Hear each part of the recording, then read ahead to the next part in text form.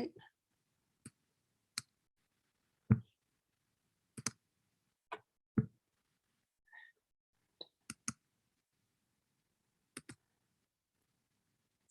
All right, Kate Karakassis, we are live streaming on YouTube and recording. So it's 6:59 and you can begin. Okay. Oh, Patrick Logan is here. Hold on, we'll admit him. Just one moment. Patrick Logan is in the waiting room. I didn't realize he was coming too. Patrick Logan, are you there? Hello. Hi, are you there? Hi, how are you? Good, good. Just Sorry about that. so that's okay. If you could please fix Kate's name. All right. Hold on, let me go back. Oh, yes, thank you. Very important. Rename. Rename.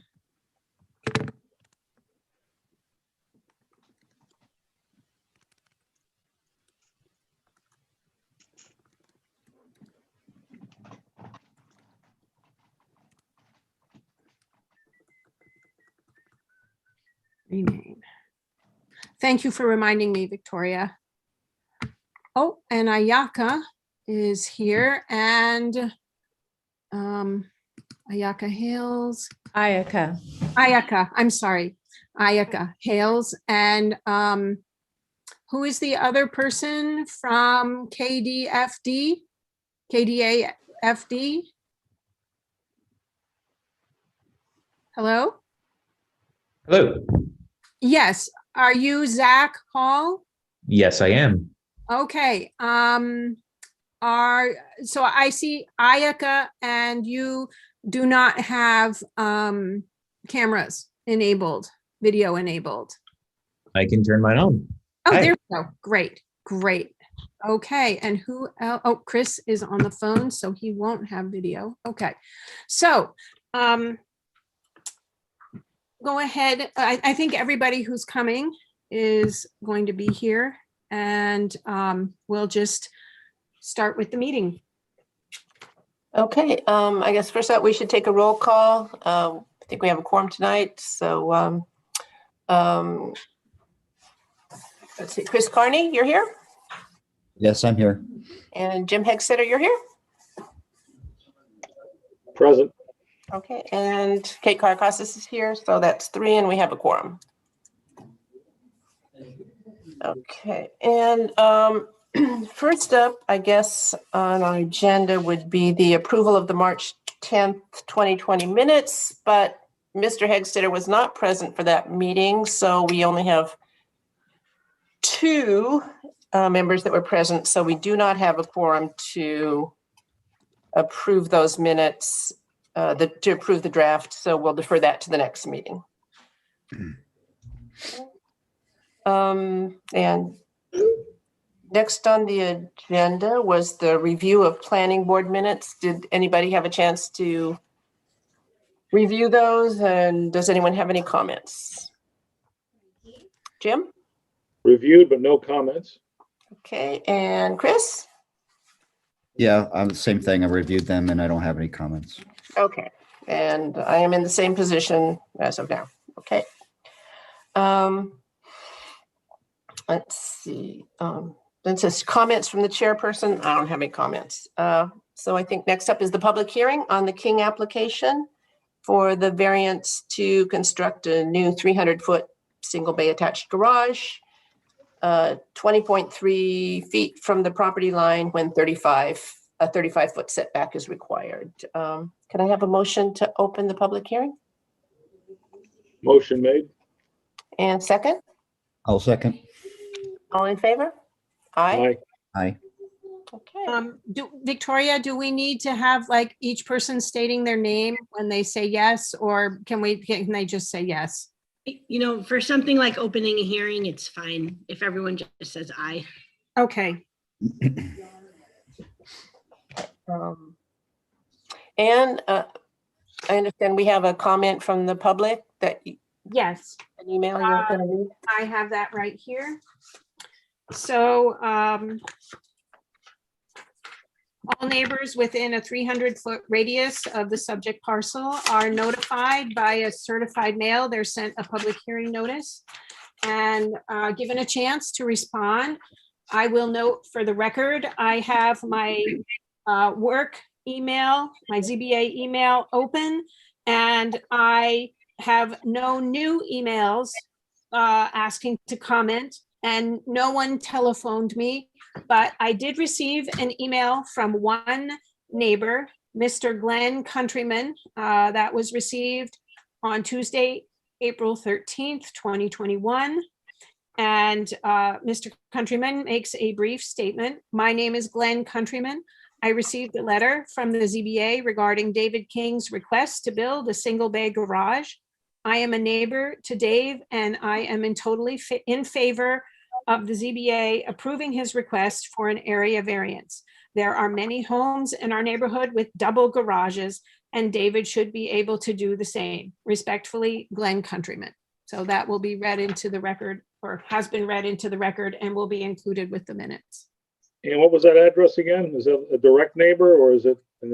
Good question. You know, he didn't state his address. That's a very good observation. He says he's a neighbor. He did not give his address. Okay. Maybe, Mr. and Mrs. King, do either of you know his address? Is he a direct neighbor? We are 2 Hewlett, he's 4 Hewlett. So he's right next to us, yes. Okay. Well, that answers that question. Thank you. Welcome. So the Kings should probably give a brief overview of their project for anyone who's watching on YouTube that may want to comment. Okay. Would you like to do that, please? Yeah, sure. Yes, we're looking to add a single bay garage, 300 square foot, as you mentioned, attached to the existing garage. And I guess that's really it. I don't know. Try and keep this as basic as we can. I don't know if anybody had a chance to drive by, but there were stakes in the yard outlining the dimensions of the new garage. But yeah, in summary, I guess that's what we're trying to do, hoping to do. Kate, would you like me to display the drawings so that the board can refresh their memory and any member of the public can just take a look at what we're talking about here? That would be an excellent idea. Okay. Going to share screen. Sometimes this is a little glitchy. I'll do my best.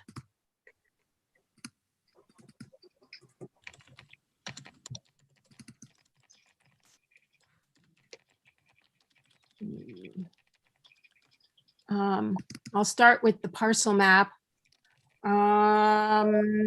Let's see, Hewlett. Yours is here on the corner, yes? David and Sheila? We're not seeing your map, Ann. Oh, no. Is everyone seeing the map or no? No, Why? I don't understand you why. just have to hit screen options and change what you're looking at there. Yeah, all right, let's try again. Okay. How's that? Beautiful. Okay, good.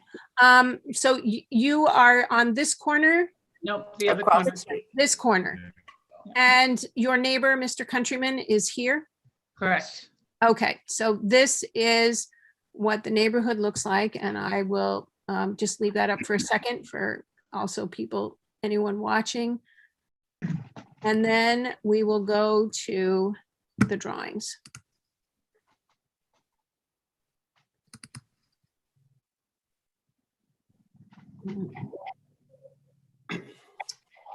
Drawing, here we go. All right, are people seeing this? No, Ann, you have to have it open when you share it so that it pops up. All right, let's try again.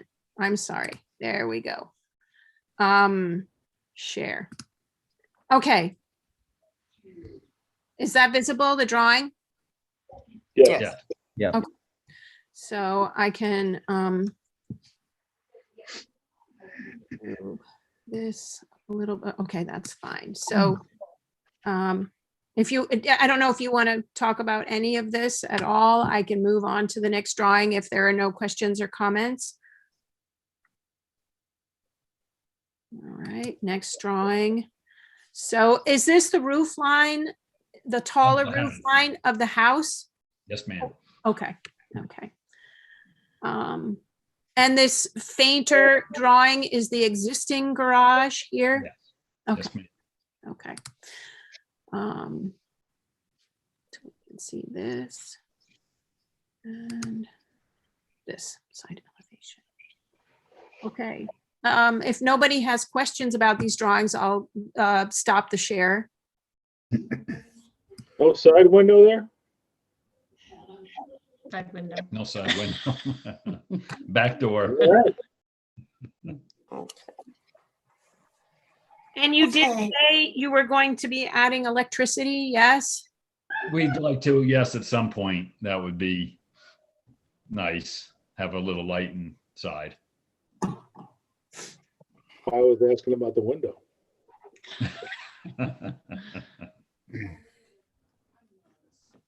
Any other comments from the public? Anybody else show up, and anybody else email or chat or anything? Okay, I have, a note from, oops, that was from Patrick Logan. Are you still here? Because I see an email from you that I just got. You're still here. Okay. I am. You can disregard that. Yeah, I apologize that I didn't get it sooner. Sometimes there's a bit of a lag. Okay. All right. So no, I have no new emails. And I also, just for the record, will get an email if someone has telephoned the ZBA office letting me know that they've called. I have none of those emails either. So, Well, it's very quick, but unless, Victoria, you think we need to keep it open, we can close the public hearing? Yep, I think you've heard from the neighbors. They received notice. You can make a motion to close the hearing. Okay, can I get a motion to close the hearing? So moved. Second? Chris, I'll second. all in favor? Aye. Aye. Okay. Chris or Jim, do you have any questions for the Kings? Any comments you want to make before we go to look at the resolutions? Go ahead, Chris. Yeah, I don't have any questions. I think it's pretty clear to me what they're trying to do. So I think we can go ahead to the criteria for the resolution. Okay. So have you, guys, have you got a copy of the resolution that Ann sent out? The number one, the variance requested will not produce an undesirable change to the character of the neighborhood or detriment to nearby properties. I'm sorry to interrupt, but I just want to check a moment with Victoria. Does Kate need to read into the record any of the information above the questions? I thought we'd do that after Oh, we after, discussed the, Okay, so, and you want to discuss the facts afterward too? But they're just going through the balancing test right now. So Okay, okay. let's have them work through that. The only thing I wanted to say is I did drive by the site. I know where it's going to be. I saw what he's planning to do. And I have no further questions other than a suggestion of a window, but that's about it for me. okay, I think it's fine. I know where you're gonna go. okay. Yeah. I also drove by and I'm in accord with Jim, but, okay, so in terms of the variance requested will not produce an undesirable change. That's the first question we need to answer. I believe it will not produce an undesirable change. I think that the proposed garage is consistent with the other buildup in the neighborhood. Chris, do you have any comment? No, I would agree with that. I've driven through the neighborhood and I think it's entirely consistent with the character of the neighborhood. So, yep. And Jim? Same. Same. Okay, the needs of this number two, the needs of the applicant cannot be achieved by other than an area variance. Looking at the map, the parcel, seems there's no location that to build on that would not require a variance.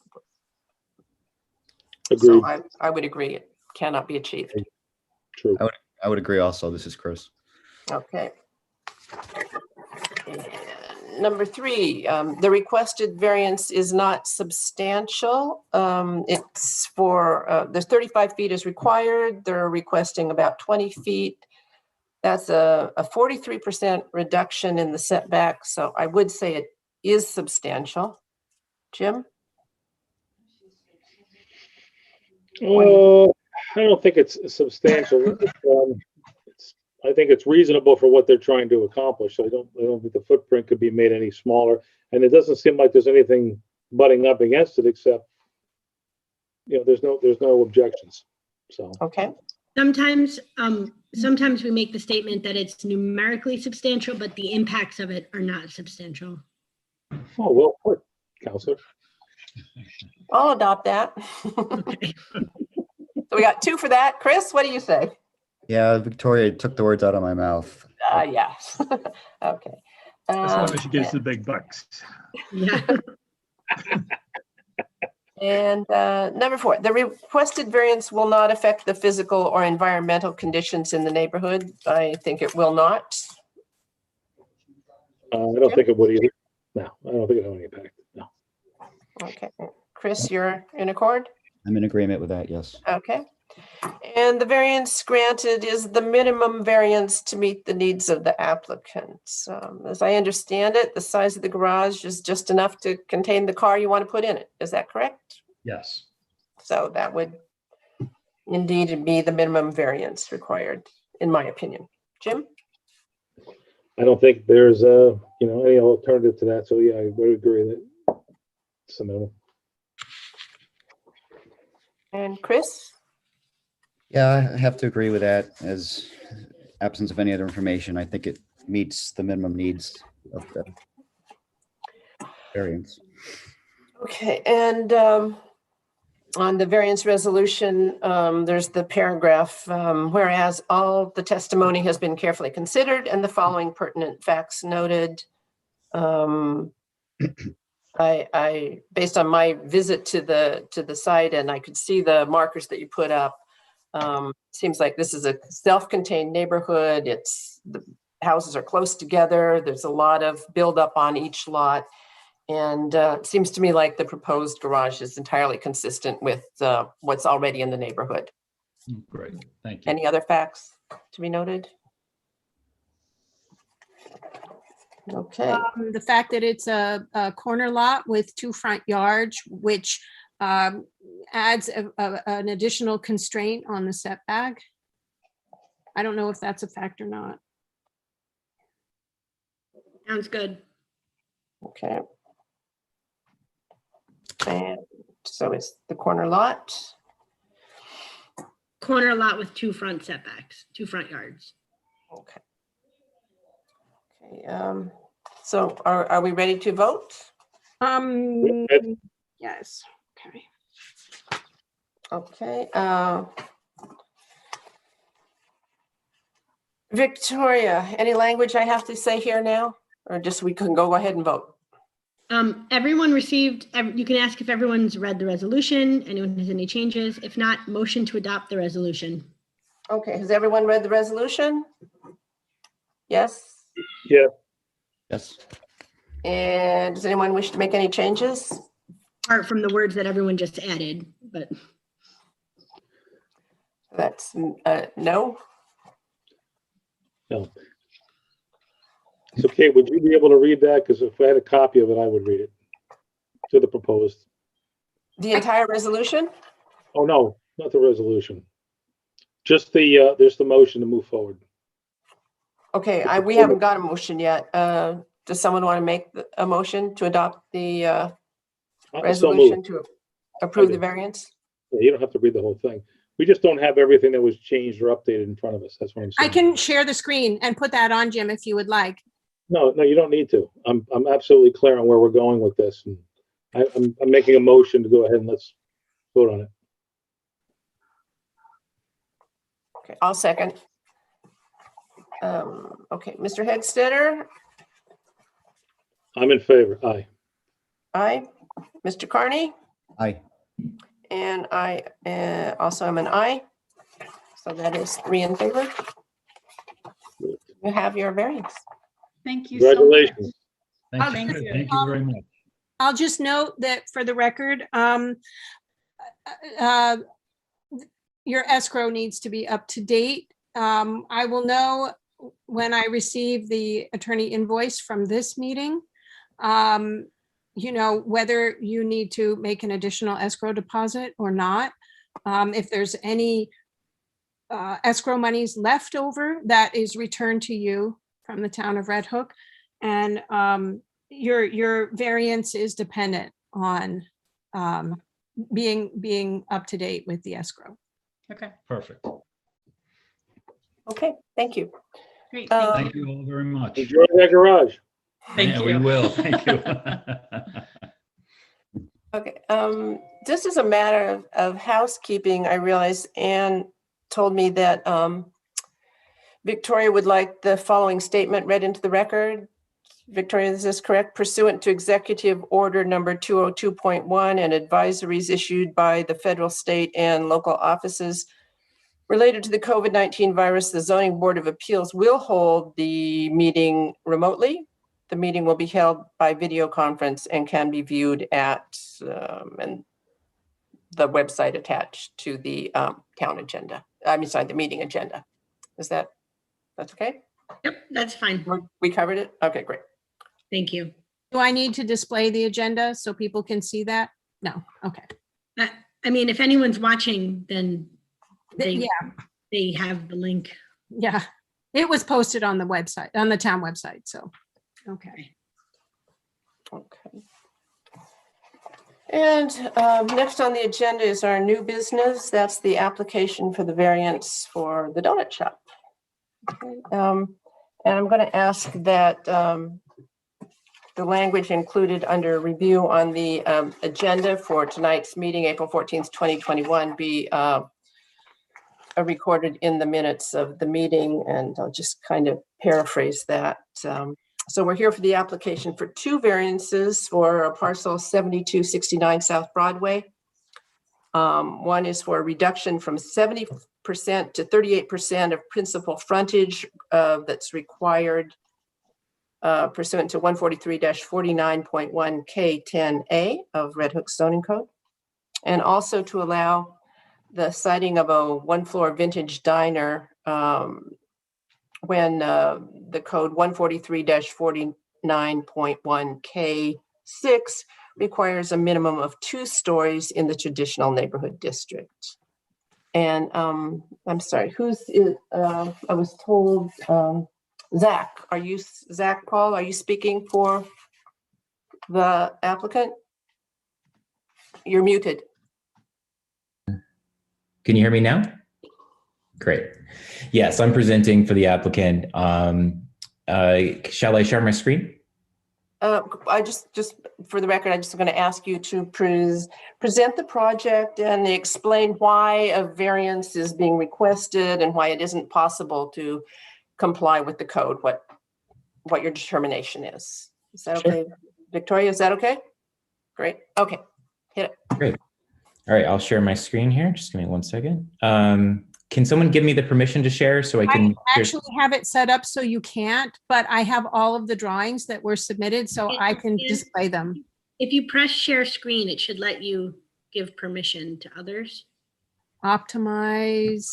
Let me look at On advanced. the bottom of the screen. It doesn't. It says share sound and optimize for video clip. So what I can do though is I can pull up all the drawings I'll get rid of these. Can you make me a co-host, Anne, please? I know you've asked me that before and I have never, I have not ever been able to find the sequence of things that I have to do to. If you scroll over my picture in the upper right-hand corner, there'll be an ellipsis. If you click on it should say make co-host. There's make host. There's not make co-host. Okay. Okay. So, all right. Let me Well, then if you'd bring up, Anne, if you'd bring up the existing condition site plan, which is page 1 of our drawing submission, please. Okay, yes, just give me 1 second. I have to go back and now drawing set. Here we go. I'm opening this up. Can everyone see it? Yes. Okay, so there are a number of things here. And I'm sorry, what part of this would you like me to display? Just the whole thing. That's fine. Yeah, it's all here. So Ayaka sent it all as one file. So I have everything here. You just need to let me know what you want to see first. Great. So this is the existing site plan. First of all, hi, my name is Zach. I'm from KDA. And yeah, we're proposing a little donut shop on this small parcel of land. It's about 1.3 acres. And currently it has a 3,100 square feet single-story building that we call the Botini building because it was previously owned by Botini. And then we have a single-family residence on the site as well. Now, both of these properties have septic and private septic and private water. So, and if you'd flip to the next page, that's our proposed, and this is right across from Holy Cow, if anybody's wondering where it is. So this is the proposed site plan. So the biggest thing that we're doing right off the bat is removing the single family residence, which helps us get into compliance of the T&D district a little bit more. Zach, I'm very sorry to interrupt you. I'm No just problem. going to check for one moment and see if the planning board chair is, because he was going to attend. And I'm going to stop the share for just a moment so I can access my toolbar. And I don't see him. Okay, I'll go back. I'm very sorry for the interruption. I don't seem to be able to check the waiting room and share screen at the same time. I'm sorry. No problem. Okay, let's go back. Okay. All right. So like I was saying, the probably the right off the bat, the most striking thing that we're doing is removing the single family residence. And in lieu of that, we are adding a beautiful donut shop, the facade of which would be a 1950s diner car. It's really, really wonderful. Sorry, Bob's coming in pretty loud over here. I can't see in here. All right, I'll just talk over him. So Bob Fennell, unless you Yeah. have a question, can you mute yourself? Can you mute him? Let me see. I'll find him. thank you, Bob. Appreciate that. Yes, so we are proposing a beautiful donut shop in an historic diner car. It's going to look amazing. If you flip on to, and if you go down in the set, you'll see a couple renderings. Just might as well show that right now, kind of give you guys an idea of what we're proposing. The that daytime photographs? rendering is fine. Yes, please. So those are some daytime renderings. The next page is nighttime renderings, but it's a lovely little diner that our clients purchased, and we will have, build a foundation and put it on there. So very fitting for Red Hook, having another diner. And yeah, there's a little bit of a facade that we're proposing on top of it that adds a little bit of height to it. Again, getting us in more compliance with the T&D district. Is this, I want to indicate that with my cursor. Is this correct? What you're indicating as the upper facade? Correct. The topmost part of it that says Mighty Donuts on it. That would be a built structure that we would add to the top of the existing diner car, Okay. in order to give it some height and be a little bit more compliance with the zoning district. And the Mighty Donuts would be here? It's a little hard to make out. Is this what this would say, Mighty Donuts? Yeah, if you were to zoom in, you'd see it says Mighty Donuts on the facade there. Zach, what is the height of that additional building on the upper facade? So the diner car itself is about 10 feet tall, and this addition would bring us to 14 feet tall. So it's about 4 feet tall. Thank you. So Anne, if you please just switch back to that proposed site plan, page 2 of the document you're on. Okay. Thank you. So in addition to this diner car, we are proposing streetscaping on both sides of the car. We are achieving this by a 42-inch high fence that would be opaque.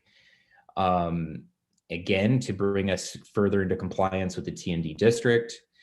We are proposing to keep and renovate the existing Botini building, which is to the left of the site plan, the 3,000 square foot building. I was just going to identify the fence you were speaking of. I'm going to zoom in so anyone watching or this is the fence perimeter here. No, that's actually the pavilion that we're proposing around the side. I'm sorry. It's okay. The fence line is right there where your cursor is, and it runs parallel to the street. I see this. Yeah. Oh, yeah. Okay. And so yes, so we have streetscaping, and we're leaving the existing building. The existing building is very linear in fashion, so it actually looks very similar to the diner car. So they're very complementary buildings to each other. In addition, we're proposing some upgrades to the existing parking situation on the site, which is a bit of a mess. So we're cleaning that up, providing parking to both buildings, a couple handicap spots designated, sidewalks, plantings, lighting, some other stuff that we've been discussing with the planning board. So that's kind of the overview of the project, and I can talk about the 2 variances that we have in front of the board. We're too fat and short. We're not fat enough, and we're too short. Let me put it that way. We're not wide enough, according to the T&D district. The district wants 70% facade coverage with the building itself. And so we are less than 40%. And in accordance with the zoning law, we are providing fencing in the remainder of this section, or streetscaping in the remainder of this, the gaps that we're providing, that we have here. So I just want to illustrate that. Is the fencing the dotted line, or is it these solid lines? Is this, it goes from where to where? From like here all the way down to here? If you zoom in a little bit more, you should be able to see, I believe it's right behind all of the bushes. The solid line, Anne. I'm sorry. The solid line. Right here. Yes. So if you, that line there. And then on the other side, there's another. On the other side, exactly. Here, I'll zoom in on that. And that makes us 70% or more covered on the frontage. So we feel like we're meeting the intent of the zoning district by providing the streetscape, the streetscape that is actually mentioned in the zoning code. In addition to that, we are requesting a variance for the height of the building. The district requires 2 stories, and we're obviously proposing a 1-story. I've never been in a 2-story diner, though that would be interesting. So this historic diner is 1 story, like any historic diner we've ever been in. And to put a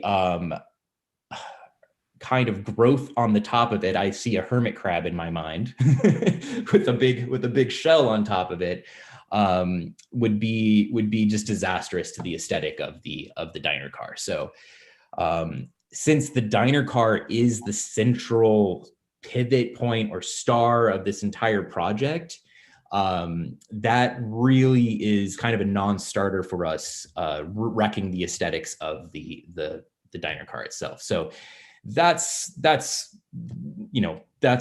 one of our arguments for the height, as well as it is for the facade. though we have a much stronger argument, which has nothing to do with what our clients are proposing and more has to do with the physical size of this lot in comparison to its frontage. So I had a spreadsheet pulled up, but I can't share it, but it has, I can describe it like we're on the radio. Is that, there's a table in one of the green plan memos. I was just going to ask, was Sam, do you know if that was what he's talking about? This, Yeah, I think so. It's Well, titled TNDCC lot area frontage on South Broadway. But essentially what this is our client took a number, he basically did a study of about, it's about 25 to 30 properties in the TND district. And he calculated the linear footage and the lot size for each one of these properties. So it was a little bit of a laborious exercise, but what we were able to do is distill the lots down into a simple metric, which is square foot per linear foot of frontage. Okay, so like, for example, Hannaford's, we're familiar with that one. That has 782.5 square feet of area on the site per linear foot. So you can, it's a very deep site, in other words. Another deep site would be the Hardscrabble Plaza, which has 982 square foot per linear foot of frontage. Now, those are near the top of the list. We are at the nearly the bottom, four up from the bottom, at just 192 square feet of area on the site per linear foot of frontage. So you can see that we actually have a site that is very long, but not deep. And because of those physical, that the shape of the lot, and because we don't have municipal water and sewer, it's very clear to us that not much more than what we're presenting can even be possible on this site. So no matter what the T&D district wants, whether they want the whole frontage or they want the height, the site just cannot support it. And we presented we actually designed another hypothetical project just for this argument, showing what the parking and sewer requirements would be if we did exactly what we were supposed to, right? 70 feet of frontage, 70% of frontage and second story, and the parking and the sewer are like aligned. There's no room for it. They're on top of each other. I don't know if we have that plan, but it's pretty. Yes. I'm sorry. You pull that up. It makes a pretty strong argument. I don't think it's in this set. It was in part of another. I don't know if we submitted this. Ayaka, I'm pretty sure we did. But excuse me, Zach, are you now referring to the attachment D, the hypothetical development scenario assumption that was submitted to the planning board? I am indeed. Yes. Okay, So that reminded me that's the last page of both of our applications. Okay, I have one page that has to do only, it's a hypothetical for a build out that would provide the 210 feet of frontage. It doesn't say anything though on mine. I just have one page. It doesn't address sewer, just parking. Okay. Yeah, that plan actually shows, if we're looking at the same thing, and I don't know if Anne could pull it up, but I'm looking for it right now. Okay, great. I believe it's in this set. There were a lot of documents. There we go. This is part of the EAF. And Verity Engineering. It would be either application you're looking for, because it's attached to the back of the application, the very end of it. Yeah, I see. So I see a letter from Verity Engineering, and I see, nope, that's traffic. Never mind. I see a letter. I do not see. Let's see. Let's go back. No.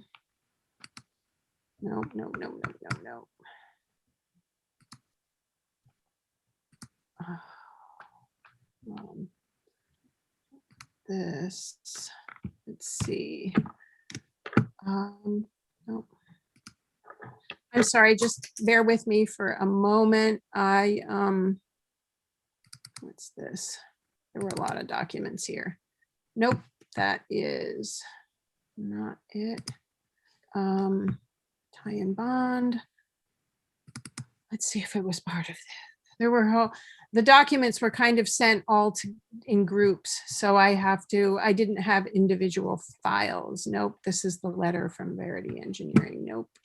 Looking for the application, either for the Yeah, I have the application docs, Yep. but So if you open up the application, it's at the very end of that document. This is the EAF. Nope, this is the applications. Okay, so Yep. And if you these scroll to the are- very end of that, it's not there, what you're talking about. okay, and that must just be on Look, mine. so I'm getting to the very end. And I might be able to help you if you let me open Sure. up. Hold on. I'm just gonna get to the end of the application. And I have this letter from Verity Engineering, but I don't have the plan you're talking about. So what were you saying, Sam? I was saying if I might be able to share this screen with this document. Okay, I'm gonna, I apologize. That is something I have had difficulties with, screen sharing, and Can you stop sharing your screen? It's frozen. it's stopped. Okay, all Okay. right. Stopping the share now. If you click share screen at the bottom of your screen, it's an Yeah. arrow in the box. Click on that. Yep. Okay, It should have open a box which allows you to let other people screen share, right? hold on. Stop share. Let me go back. I see share screen. One participant can share at a time. Oh, multiple participants. Okay. You have to, right, allow other people to share. Okay. It says only host can share or everyone can share. So you have to click. Yeah, I have multiple participants. Thank you. Can share. I see now there's a little arrow. I have to hit that arrow. Yep. Okay. Okay, so I have clicked on that. And so, yes, Sam, you can share. It looks like I can share my screen now. Yeah. All right, I'll just, if the board doesn't mind, I can take over with Yeah, the go sharing. for it. Okay, great. Desktop share. Okay. So here is the plan that we were referring to. And you can actually, you can see that the gray area is the parking spaces that would be required for this building that would meet the T&D district. Zach, I'm sorry, you're referring now to the hypothetical that was Yes, sorry, there's been a lot of time, yeah. Okay, so before we get to that, can we just talk about the hypothetical? Please. Because I do have some questions about that. Okay. Okay, so as I understand it, the existing frontage provided by the Bettini building now there and the diner would be about that's 70 feet of frontage? The diner plus the Bettini building? The diner plus the Bottini building is, I believe, almost 40%. It's 70 feet. The Approximately Bettini 70. building itself is 70, the diner is 45, so it's around 110-ish, 115. So 110? Thank you, Dennis. And you, Zach, if you have the exact figure though, I think she just took a note on that, so. okay, and you need 210 feet of frontage to meet the code requirement, correct? That's 70% of 300? I'm just looking at I'm pulling up my frontage requirements, which are on here. If you guys can, this should help. So correct. This is our math right here. This is what you're trying to figure out. So you've applied the street screens to the frontage. Has the zoning administrator or enforcement officer ruled on that? Well, that's why we're here. For an interpretation or for a variance? For variance. Oh, Okay, so he so- disagrees that the street screens count. Okay, so Zach, before we get into that, I just want to get to the basics. So with the diner that you proposed to set on the site, plus the Botini, that would give you 110 feet of frontage, is that correct? Diner plus Botini.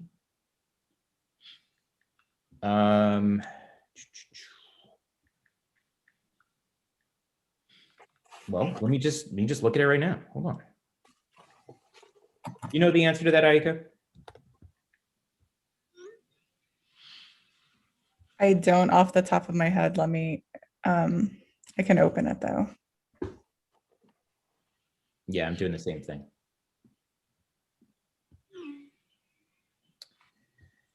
I think what everybody wants to know is what's the total frontage for the lot? And then what's 300. the 300? Yeah. And how big is the diner? 45? Yep, it's that figure that I had up before. It's almost 46 feet long. All right. And how big is the Bettini building? Getting that Seven. right So now. you've got right out- 150. right out of cat.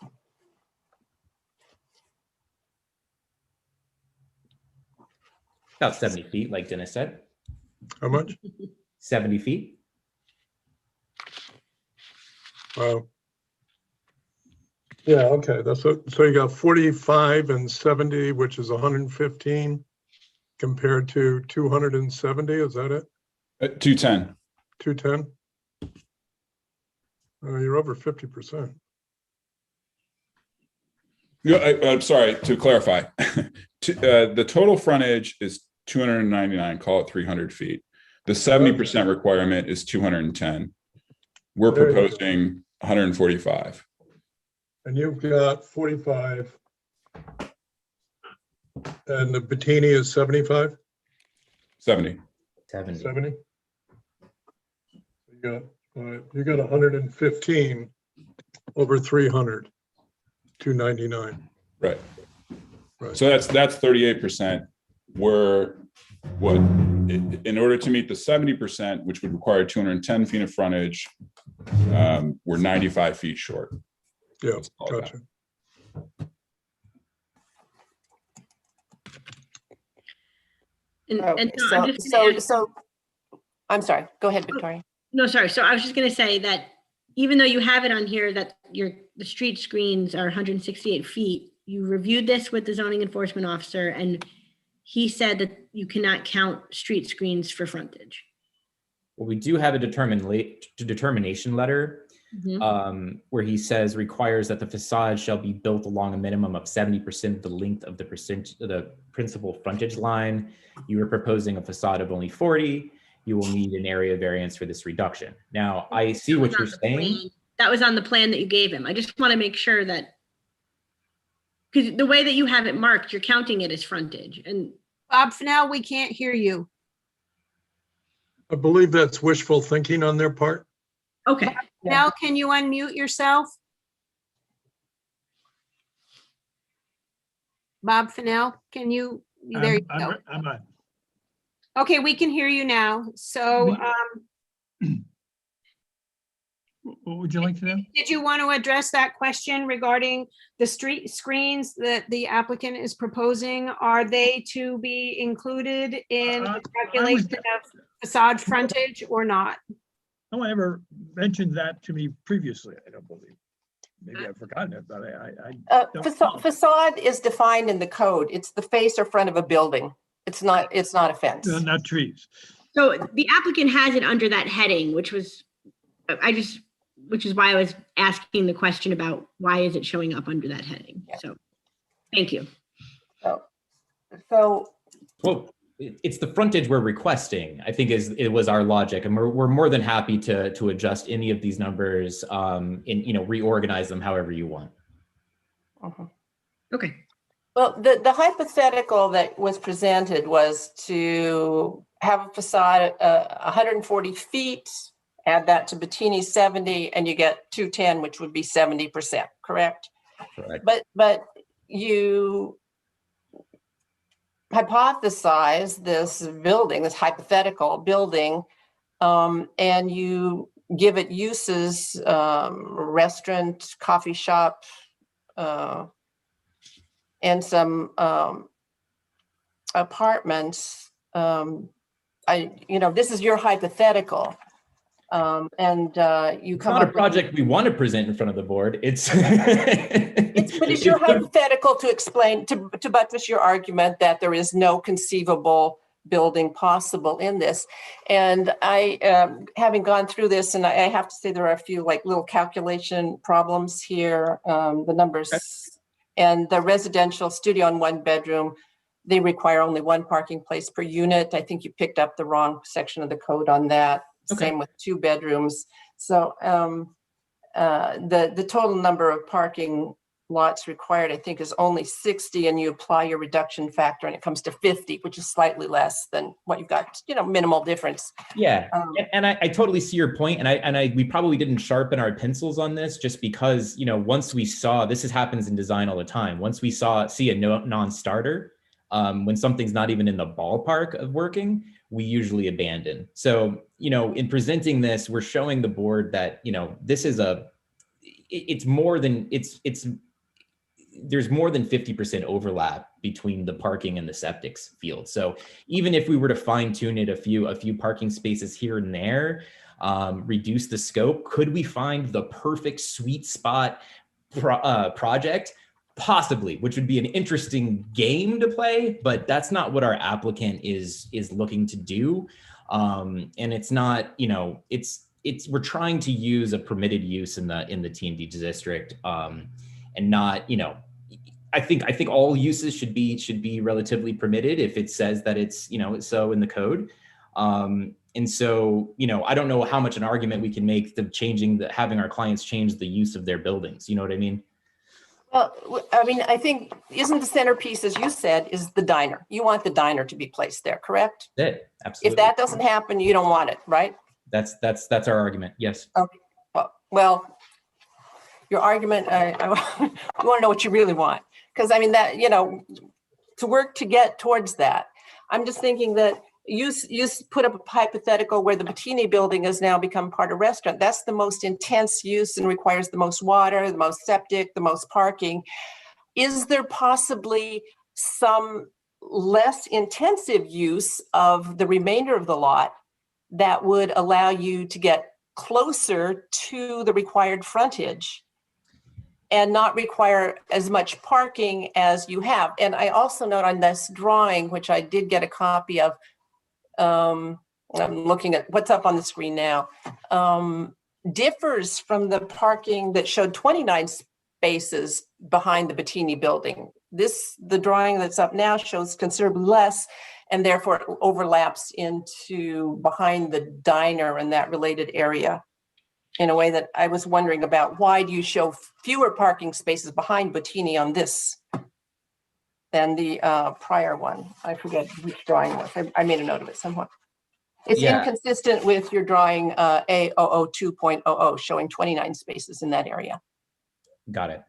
I can't speak for the design too much. This is, again, we all understand this is hypothetical, and we didn't want to spend too many of our clients' resources fine tuning and sharpening our pencil on this.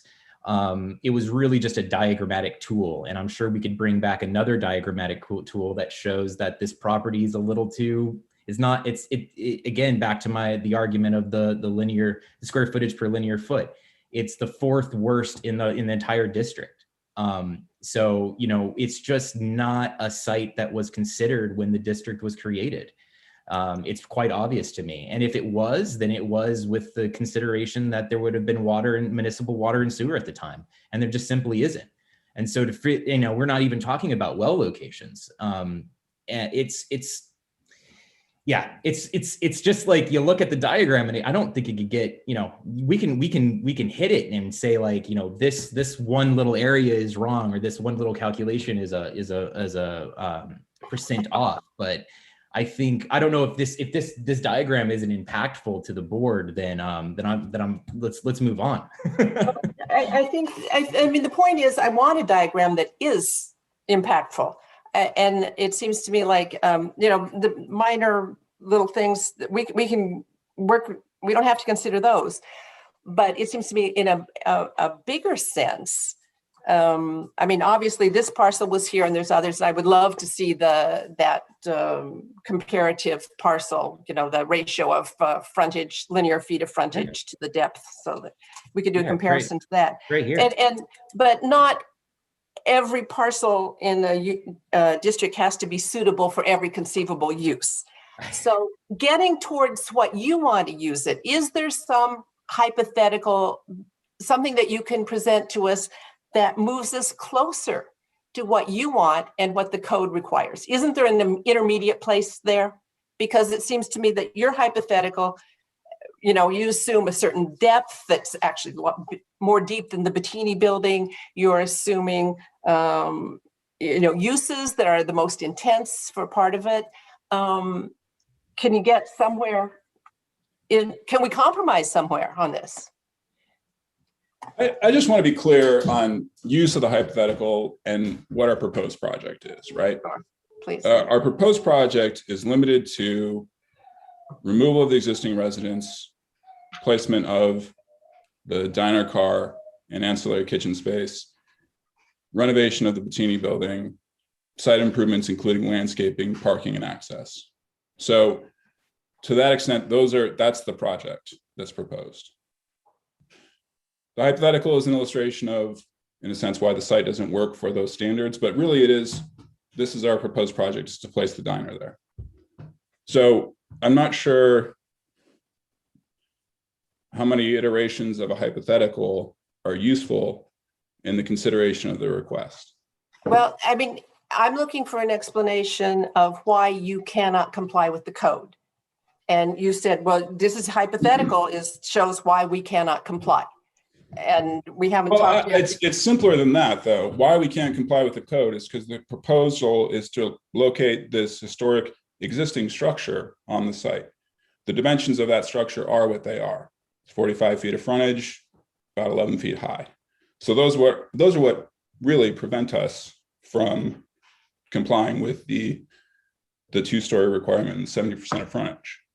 Now, there are other reasons why in the hypothetical that structure that would comply would not fit on this site, but really it's about maintaining the architectural integrity of this diner and the overall aesthetic of it, and building out a kitchen area that'll work for it. And those are our real limitations.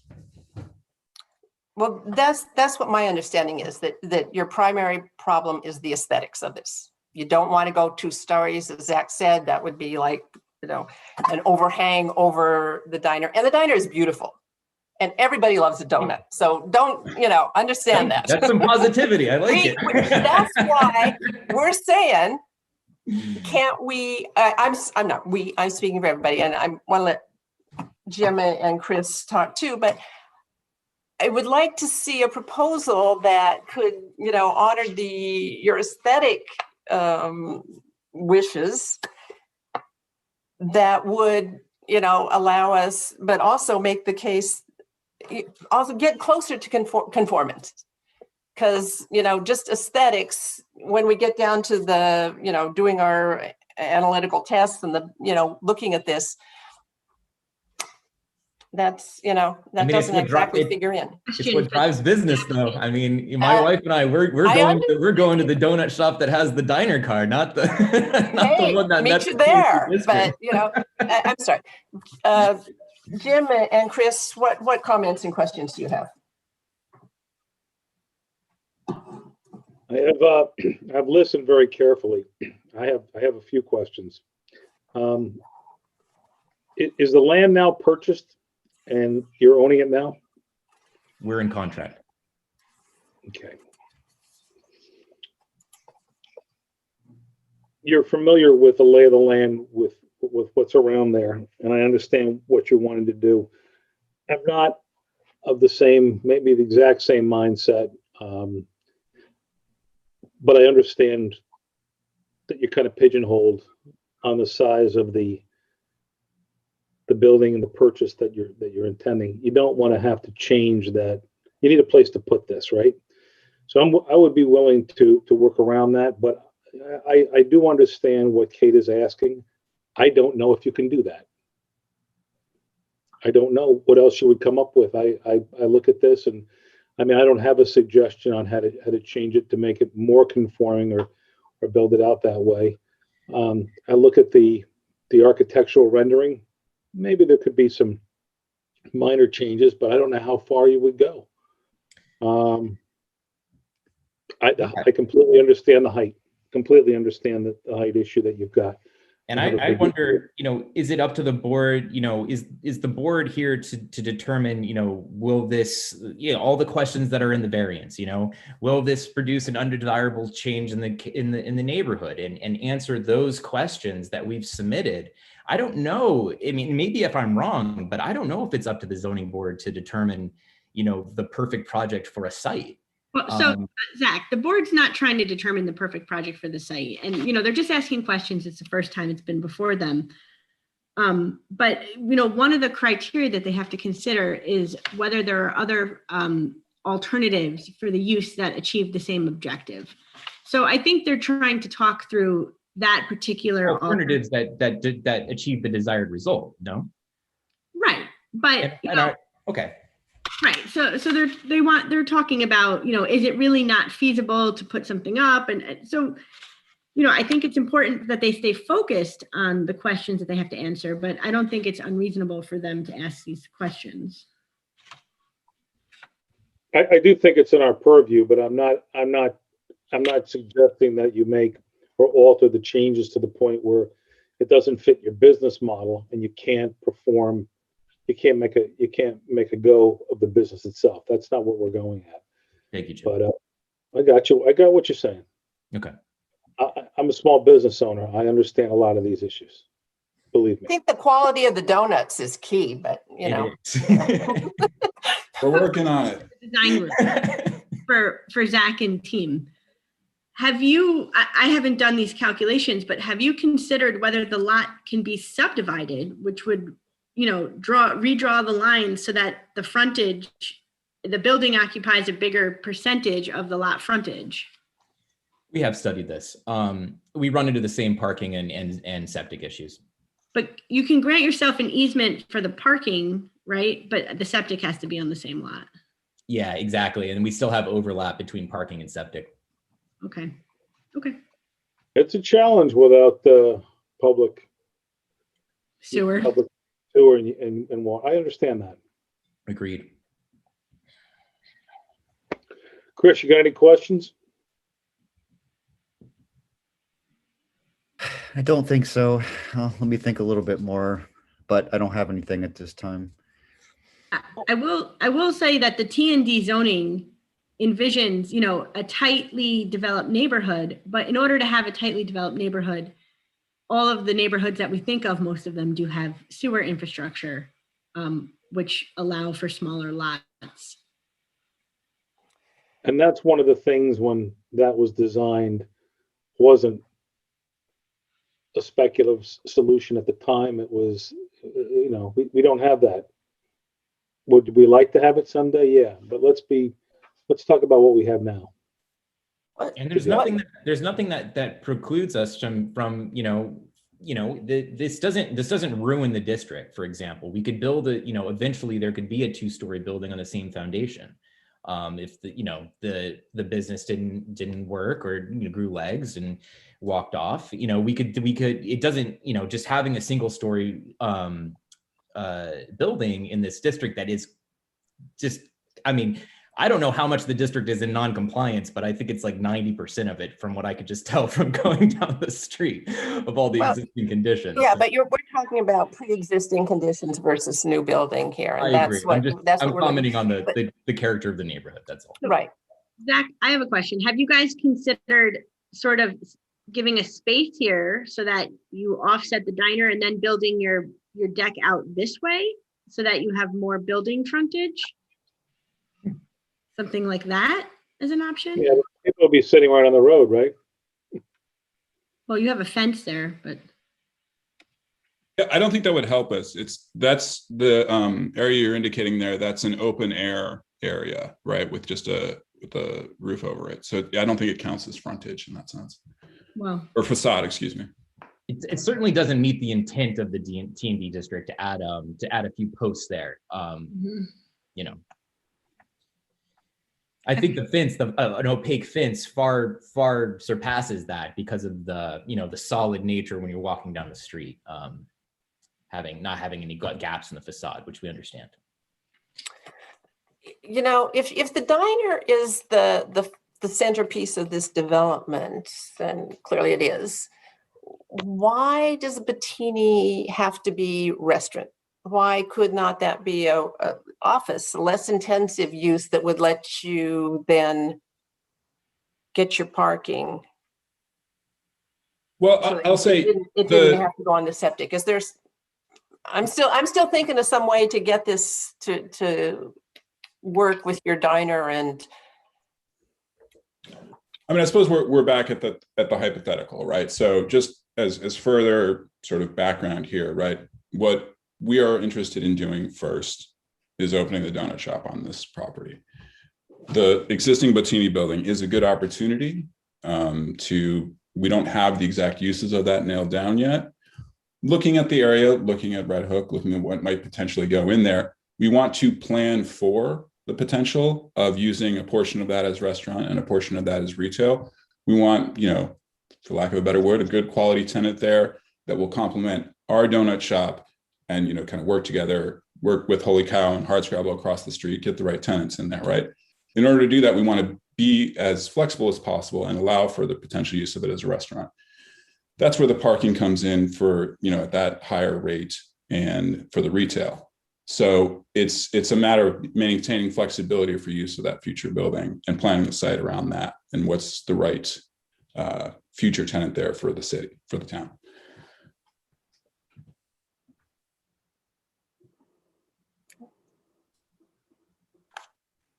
I don't know, sorry, you were talking specifically about the existing building, right? And the use of that? yeah, Bettini, yeah. Okay. And to that point, I don't know, it might not be, Zach, is this your screen? Yeah. If you want to pull up the septic plan. Yep.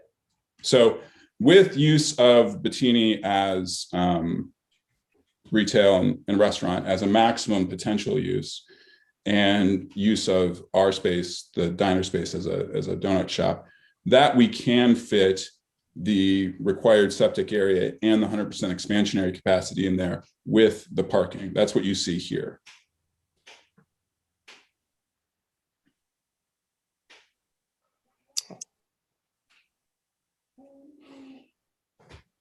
So, okay, I mean, in a way, we planned this parking out as a worst case, and that's kind of why we took that position as a restaurant, because we didn't want to put the town in position or the next or even ourselves in a position where we couldn't use that building, and we wanted to plan for worst case parking, which is what we have. It's not even part of this this variance application.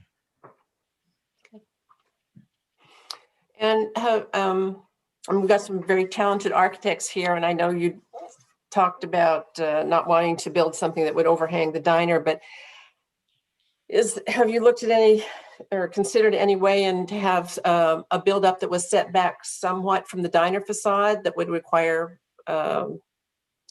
less of a variance? Because the height, the real, in terms of height for the siding of the diner, I mean, you're just saying that's an aesthetic argument. You just don't want the second floor. I mean, I guess I'll speak to that a little bit. We're trying to comply with the design standards of the T&D district to the extent possible, as again, given the fact that we're proposing locating this diner here. And so when you talk about doing something that's set back further of an additional facade, we run into the different T&D standard, which is a minimum setback of 18 feet, right? And that's where we're at now. Mm-hmm. So it's, push on one, pull on the other kind of thing. And as far as, we've got the structure itself, the historic diner is about 750 square feet, right? And we've got, as most diners do, the additional kitchen area in the back, about equal to the same size, right? That we need to have, that's got that about 4 foot height extension facade above it. Mhm. That's got the, the vents and the kitchen equipment, and it provides screening for that equipment on the rooftop there. So it's a double benefit to us, but it doesn't, first of all, adding 750 square feet of a second story doesn't get you much of anything, and it conflicts with the actual use of that area below it as a kitchen.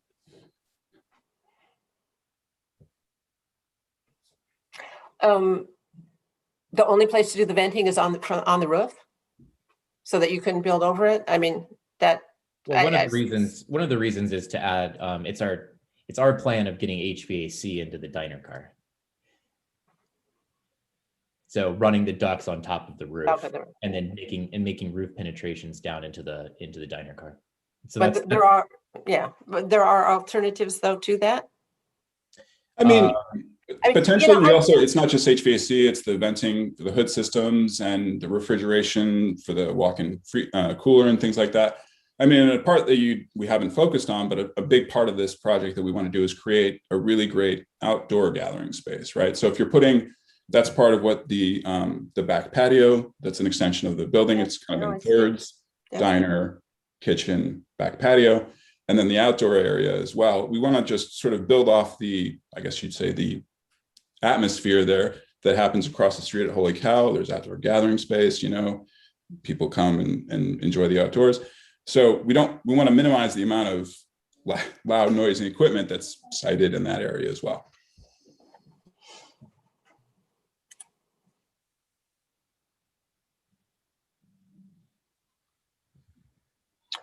Okay, any other questions from the board? Not from me. Nope, I don't have anything. Okay. I would really like to see the sheet that you prepared for that compare the frontage and depth of square feet to the property. I see. Okay. I can't print it out here. Can somebody, somebody send it to me? We can send it to you, no problem. Great, thanks. And to the other board members as well. And that to the ZBA office as well. Yeah. Okay, and so procedurally, the project is also before the planning board for site plan review and a number of waivers. And the planning board has started the seeker process, and they circulated intent to serve as lead agency in a coordinated review. And I'm trying to find that. One of the things that the board should consider tonight is whether you want to consent to the planning board being lead agency and conducting that review. It's normally what we do with the planning board. Victoria, does that take a vote? Yes. Okay, I have looked at the letter from the planning board, and I have no problem consenting to them, the planning board serving as lead agency. Jim and Chris, any questions or comments? No, I think that's appropriate. Yeah, I agree. Okay, can I get a motion that for us to consent to planning board as lead agency? So moved. Second, all in favor? Aye. Aye. Aye. This project also needs to be referred to Dutchess County Planning pursuant to section 239M of the general municipal law. So you need a motion to send it there. So moved. I'll second. Okay, all in favor? Aye. Aye. Thank you, Victoria. And then the next question is whether you think they're ready for a public hearing. And Sorry, Victoria, before you get to that, can you maybe confirm with Kathleen that it hasn't already gone to county planning? I seem to recall that it may have. The planning board has to send it, and the planning board is sending the site plan, and the zoning board is sending the variance. Okay, sorry to get into your business. I just want to make sure we weren't. No, you're right. They did do it, so that's good. But we have to do everything. So the next question is, or the next issue is that this board can't vote to approve anything until the seeker process has been completed. So we can schedule a hearing for May if you're ready to do that, with the understanding to the applicant that it may need to be considered to June, or sometime after the planning board finishes the seeker process. We would like a public hearing as soon as possible. We'd like to hear what the public says sooner than later. Okay, I guess that my concern is that what I'm as I sit here now, what I understand the applicants to be saying is that really there's no compromise. You're not going to put on a second story, and you're not going to increase frontage. Well, Is that, I don't want to be saying there's no compromise makes it a little more combative. But I mean, I think what we're trying to do is that, the fence there isn't necessarily what we want to put there either, but we understand that's our attempt in a way to comply with that requirement. The second story thing, I guess I suppose I should say, we can't accommodate sort of a compromise there. We don't see a way towards that happening. That's the deal breaker. I don't know. It's the tougher of the two, perhaps you might say, but and yeah, but in terms of expanding actual facade, I don't think there's any. We've looked at a number of different things. There's nothing that makes sense to us to do there either. If it's again alternatives like something along the streetscape, that we have the screening here, the screening that we're proposing. If it's something along those lines. To improve the aesthetics and make it more in compliance, we're willing to listen, but we think we've tried to satisfy that to the extent possible. I will also note we're taking down the sign. I did, and which actually it's relevant to what we've got here. And you also are not requesting a use variance for your lighting, correct? Correct. So you've made modifications to the project, and yeah, we should note that. I guess. It's okay. So yeah, they're asking you to evaluate it as proposed. I'm sorry, I didn't hear that. Oh, I was just confirming that they're asking you to evaluate what they've proposed. Right. Jim and Chris, do you have any questions, any additional information you'd like from the applicants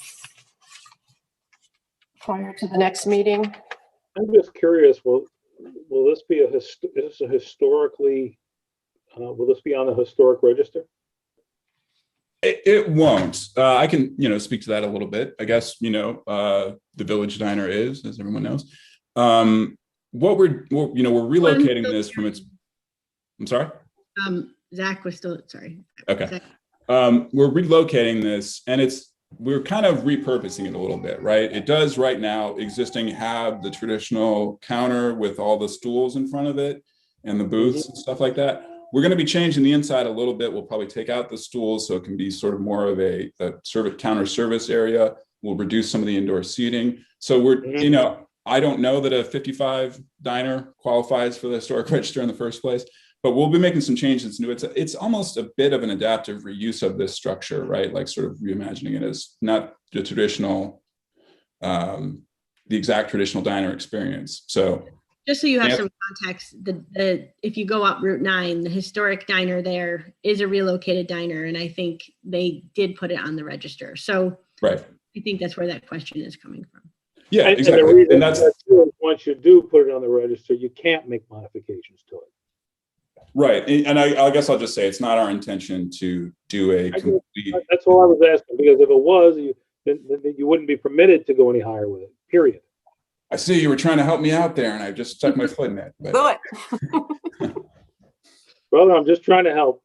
Yeah. Well, it certainly wouldn't look historic anymore. That's for sure. Yeah, I mean, the modifications are limited once you put it on a register. So that was my question. That's the only question I have. So it sounds like we, as the board, are ready to schedule a public hearing. I would agree. Chris, is that? Yeah, I think so. Victoria, does that require a vote? No. Yes. Motion to schedule. Okay. Okay. Can I get a motion to schedule a public hearing for the variances requested for the donut shop? I make a motion to schedule a variance at a public hearing for the variance, but did we determine a date yet?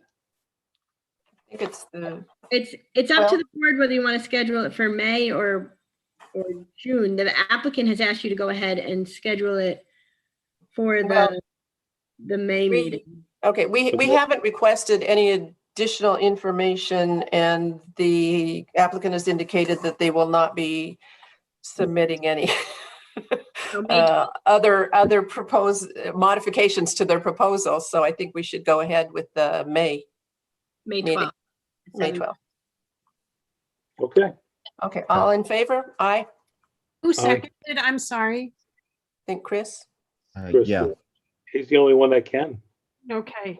There's only three of us. Small group. Okay, all in favor? Aye. Aye. Aye. Okay, we will have a public hearing on May 12th. Should I talk about the certified mailing Yes. that has to go Right. out? So all of your neighbors within a 300-foot radius will be notified via a public hearing notice, which goes out by certified letter. And you have 16 neighbors. It's $6.96 per letter. That's $111.36. And we need that by Friday. You can leave it in the box at the front of Town Hall, and just note on the envelope it's for the ZBA. And could you give me that amount again, please? Yes, of course. It's $111.36. Gotcha. And I have another question for the board members, which is that tonight, the planning board chair is here. And so I don't know if anyone had any questions for him about the planning board or the process while we have him. I know Michelle was good enough to share all of her memos, so. I'd like to hear from Sam. I think you got a basic decision. I think there's a basic decision that both the planning board and the ZBA have. And that is whether or not they want a structure in the TND area that is not consistent with the design standards that are set forth for the TND zone. I recognize that it's there's an existing building there. I recognize that the lot is as it is. I certainly understand the applicant's desire to get a diner in there. I also appreciate the value of the diner. But I think ultimately the issue here is whether or not we want that in the TND area zone. And is it consistent with what was intended there? I wish I was hearing more discussion about pedestrian access to both of these buildings.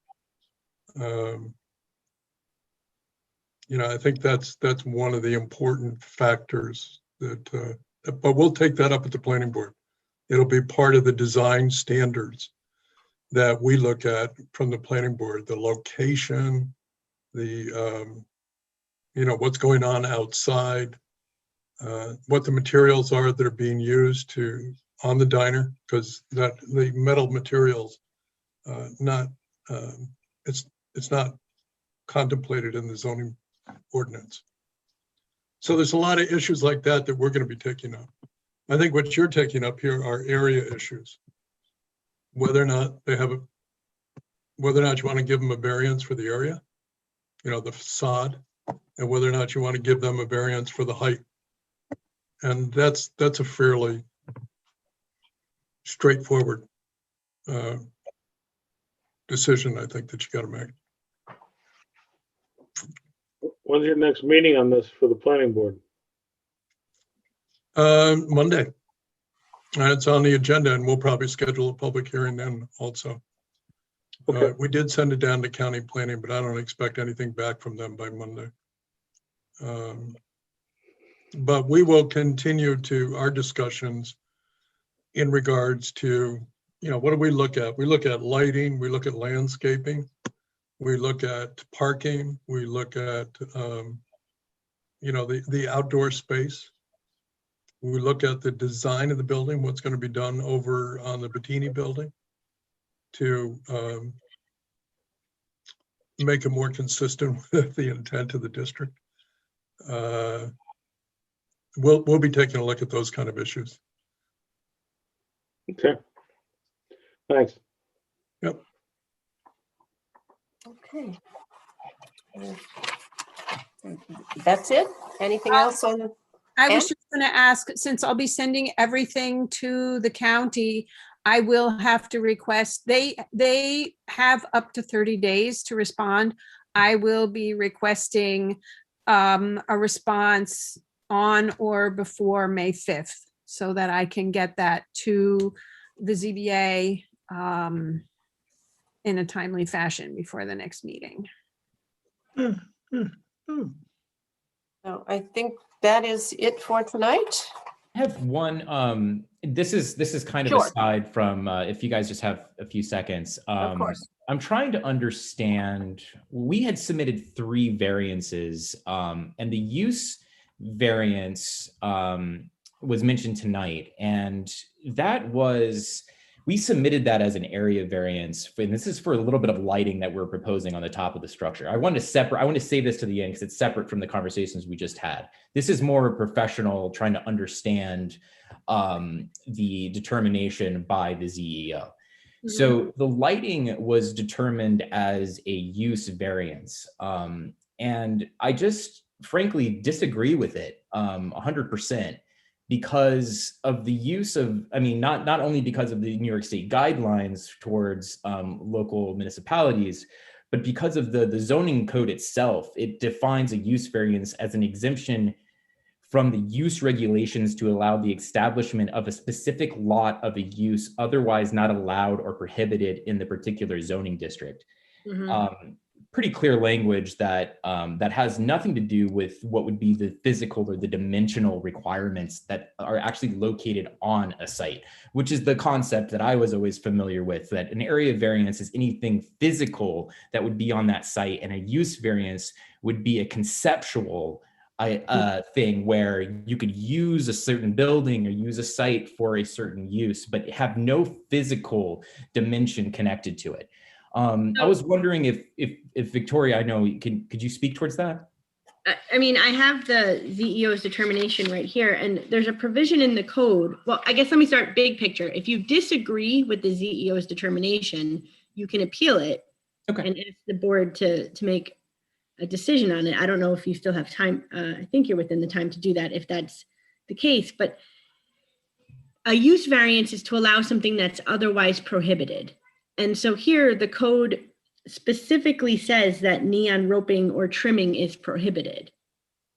And so that's where that interpretation is coming from. And where do you, but it's a use, right? It's not a physical thing like lighting. I mean, if you read into the New York State guidelines, and we don't have to get into it now, I just kind of wanted to understand, because is this a precedent that the town of Rhinebeck is setting in regards to lighting variances? Not just the town of Rhinebeck. So if you go throughout, I'm just going to give you a general example because, you know, the board, I don't speak for the board and they would have to make a decision. But for instance, in another community that I work in, the code says that internally illuminated signs are prohibited, right? Those big ugly signs along the road. So if someone were to come in, and this has happened, propose an internally illuminated sign, they require a use variance because the internal illumination is explicitly prohibited. Though that's a physical item on the property and not the concept of use. Yeah, no, I mean, I'm not aware of this physical versus conceptual distinction that you're making. It's part of the New York State Code as sets out the guidelines for area variances and use variances. So it's a state level that I'm talking about, and all municipalities are a little different, I understand, in their definitions, but there seems to be a cohesiveness when you look at any of the documents produced by the state when it comes to use variances. And all of them seem so clear to me that use is use, and if signs are not necessarily mentioned in the permitted uses section, they always have a different section. So just something. Well, so I mean, your options are apply for a use variance or appeal the decision of Mr. Fennell. Yeah, it just seems like a weird tool that that, because we all know use variances are notoriously impossible to get. And so it just seems like a slippery slope, because if other things become use variances, then the variance mechanism itself could go away. I hear you, and I know it's frustrating because neon lighting is kind of cool now. So, I mean, these are vestiges. These things happen over time, and zoning never keeps up with, current trends. Okay. So I'm just getting it on the record that this is a precedent for the town of Red Hook. Yep. Okay. All right. Thank you. Appreciate that. Specifically for the project, not married to the lights. Not Don't gonna, Not die on that hill. not gonna change it. Okay, Thank you. okay. If there's nothing else, I'll ask for a motion to adjourn the meeting. Tim, I'll make a motion. I'll second. all in favor? Aye. All right. Hi. Okay, thank you. Thank you all. Thank you so much. See you next month. Good night. Thanks Good a night. lot. Take care. Bye-bye. All right, thanks, Sam, for coming. Yep. Yeah.